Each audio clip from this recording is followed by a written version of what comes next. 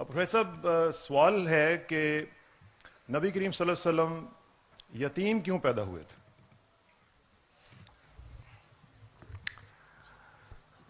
السلام علیکم ورحمۃ اللہ، ویلکم بیک۔ وہ مجھے انداز میں مانچسٹر کا لہجہ زیادہ پسند ہے۔ ویسے تو ہم کہتے ہیں ویلکم بیک، وہ کہتے ہیں ویلکم بک، تو مجھے وہ لہجہ زیادہ پسند۔ اس میں تھوڑی سی جدت تو ہے نا، وہ ٹپکل انگریزی بول بول کے ویسے ہی بندہ بیزار ہو جاتا ہے۔ تو ویلکم بک۔ تو خادم حضرات، مسئلہ یہ ہے کہ پیغمبر علیہ الصلوۃ والسلام کوئی بھی ہوں، آدم ہوں یا سرکار دو عالم صلی اللہ علیہ وآلہ وسلم ہوں، جو ہمارے یونیورسل مسائل ہوتے ہیں، جو کسی بھی امت کے یونیورسل مسائل ہوتے ہیں، وہ ان کو شیئر کر رہے ہوتے ہیں۔ یعنی اگر آپ دیکھنا چاہو تو پیغمبر علیہ الصلوۃ والسلام نے فرمایا، کسی نے کہا یا رسول اللہ مجھے آپ سے محبت بڑی ہے، فرمایا پھر بلا کے لیے تیار ہو جاؤ۔ اب ظاہر ہے کہ اس قسم کا چوائس امتی نہیں لینا چاہتا، امتی رعایت لیتا۔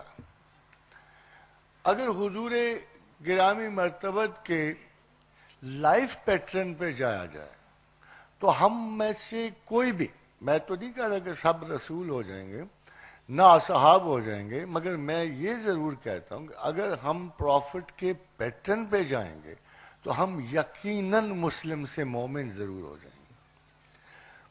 سب سے بڑا پرابلم یہ ہے کہ profit is not for the elite, وہ چند خوش بختوں، خوش نصیبوں اور سرمایہ داروں یا انٹلیکچوئلز کے لیے نہیں ہوتا۔ پروفٹ ہر طبقہ خیال کے لیے ہوتا ہے، غریب کے لیے، امیر کے لیے ہوتا ہے۔ جب یہ کہا جائے، حضور کی حدیث کوٹ کی جاتی ہے کہ اللہ کے رسول کا ارشاد ہے کہ غریب مجھ سے ہیں یا غریب زیادہ مسلمان ہوں گے، تو ہم اسے ڈیروگیٹری کلمہ سمجھتے ہیں۔ آن دی کنٹری، اگر آپ انٹلیکچوئل جملہ دیکھیں کہ all greatness is born out of the school of adversity، یا دوسرے ٹرمز میں adversity is the school of all greatness، کہ غربت تمام عظمت کا گہوارہ۔ یعنی اگر ہم امراء کو بھی لیسن دیں، درمیانوں کو بھی دیں، غریب کو بھی دیں، تو جس قسم کے چیلنجز ایک غریب فیس کر رہا ہے، جتنی مشکل سے وہ زندگی گزار رہا ہے، اس کے اندر ایک بہت بڑے اوریجنل تھاٹ، کرائسس، کانفلکٹ پیدا ہونے کی امید ہے۔ اور اگر غریب اس کانفلکٹ سے آگے نکل جائے تو وہ چھوٹے پائے کا بندہ نہیں رہ سکتا۔ خادم حضرات، جب ہم یہ کہتے ہیں کہ پیغمبر کیوں یتیم ہوئے تو اس کے بہت سارے پہلو ہیں۔ نمبر 1، یتیم کا خیال یہ ہے کہ میری بے بسی کوئی نہیں فیل کر سکتا۔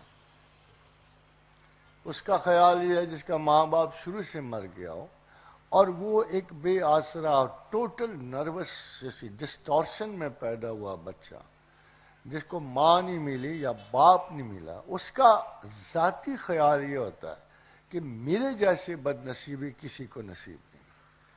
پروفٹ کہتا ہے نہیں، I share your agony. Profit کہتے ہیں کہ نہیں، آئی شیئر یور ایگنی، کہ میں تمہارے درد کو محسوس کرنے والا ہوں، مجھ پہ بھی یہ ساتھ گزری ہے، میں بھی ایسا ہوں جیسے تم۔ ایک شخص اٹھ کے کہنا میں یا رسول اللہ میں بہت غریب ہوں، آپ کہتے ہیں نہیں، I also share your poverty. یہ جو رسول آخرین تھے نا، یہ قریباً ان تمام ٹریجک کیوٹک کنڈیشنز کو، ان بدقسمتانہ پیٹرنز آف لائفز کو جو ہم سب شیئر کرتے ہیں، اور ہمارا خیال ہوتا ہے کہ ہمارے احساس قرب کو، غربت کو، دکھ کو کوئی محسوس نہیں کرتا۔ آپ کا پروفٹ سامنے کھڑا ہو کہتا ہے I feel because I have gone through it. Mahatma Siddhartha Buddha زندہ رہے مر گئے، مگر انہوں نے ایک لمحہ خوشی کا نہیں دیا، ایک لمحہ۔ اگر میں 4 باتوں میں ان کے اصولوں کو جمع کر تو 4 اصول یہ ہیں. دکھا، پہلا اصول ہے dukkha. The whole life is tragedy, غم. پھر کہا anatta, we are a part of this universal chaos. ساری کائنات رنجیدہ خاطر ہے، ہم میں بھی کوئی رمق نہیں. انیکا، یعنی individually we are not different from any other. اور جب سارے کی ساری بدقسمتیوں سے گزر بیٹھیں تو مہاتما کہتے ہیں نرابانا، ہماری نجات موت سے پہلے ہے ہی نہیں. جب ہم اتنے عظیم شخص جس کو میں پرسنلی دل سے پسند کرتا ہوں، he was a great thinker, انہوں نے ایک بات کہی. 12 سال ہندو آرڈر میں تپسیا کرنے کے بعد جب آپ کی ٹوٹل خوراک 12 دانے چاول کے اور 1 گھونٹ دودھ کا رہ گیا. فار ایئرس مہاتما اس خوراک پہ قائم رہے، 12 دانے چاول کے 1 گھونٹ دودھ کا. ہندو آرڈر میں تپسیا کے بعد وہ اٹھے اور انہوں نے ایک بڑی مشہور سٹیٹمنٹ یہ دی کہ بدن کی اذیت میں نروان نہیں ہے. بدن کو خام خواہ کی اذیت دینے میں آپ کو کسی قسم کا مذہبی سکون نہیں. اب آپ غور کرو، آپ کیا سوچتے ہو؟ ایک آدمی آپ کے پاس آتا ہے، فلاں شخص 8 مہینے چلے میں ہے، تو ہیل ود ہم. کیا فضول بات ہے؟ وہ پاگل ہے یا بڑا ہی کوئی کمینگی کا حامل ہے جو اپنے اس کسب سے، اپنے اس کثرت عبادت سے لوگوں پر امپریشن ڈال رہا ہے اور انہیں اپنی طرف راغب کرنے کی کوشش کر رہا ہے. ہمارا فالٹ کیا ہے کہ ہم نارملسی میں عقل کو تسلیم نہیں کرتے. اب پھر غور کیجئے رسول اللہ صلی اللہ علیہ وسلم کی زندگی. باپ گئے زندگی سے پہلے، جب ماں کو تھوڑا سا چاہنا سیکھا، ماں گئی. پھر عبد المطلب کے پاس آئے، وہ نہ رہے. حضرت ابو طالب کے پاس آئے. اتنی غربت تھی اس گھر میں، اتنی غربت تھی کہ شاید سانس لینا مشکل تھا، وہاں رہے.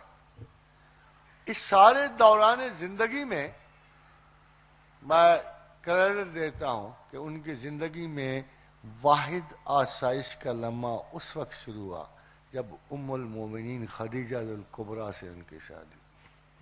وہ واحد لمحہ فراغت تھا جو رسول اللہ کو نصیب ہوا. میرے خاتون حضرات، ایک بات ایمان سے آپ سے پوچھتا ہوں، اگر زندگی اتنی فرسٹریٹڈ ہو، اتنی المناک ہو، جس میں آپ کے 30-40 سال ایسے گزر گئے، آپ معاشرے کو کیا واپس کریں؟ This is a question. Think about this. This is not a session to talk. میں اس سوال کا آپ سے کبھی جواب مانگوں گا. اگر شروع سے آپ یتیم ہو، کوئی سہارا نہیں، جو سہارا ہو ٹوٹ جائے، total frustration, total chaos, no hope, nothing at all, آپ زندگی میں معاشرے کو کیا واپس کرو؟ نتھنگ. آپ ایک منتقم مزاج کے ساتھ اس معاشرے کا تہیا پانچا تو کر سکتے ہیں، مگر اس کے لیے اچھا نہیں سکتے. مگر وہ حسرت ایک عام آدمی نہیں تھا. یہ آپ کی طرح اٹھے، آپ کی طرح پڑھے، آپ کی طرح رنج و غم سہے اور کائنات کو سب سے بڑا درس محبت، امن، سکون اور عافیت کرے.